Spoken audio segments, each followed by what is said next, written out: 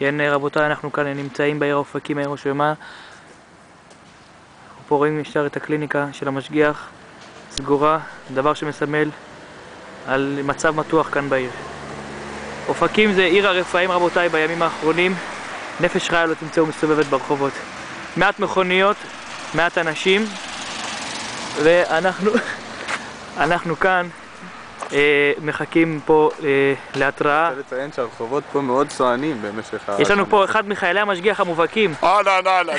תעמוד פה ליד האור. אחד מחיילי המשגיח המובהקים, נתי מרדכי.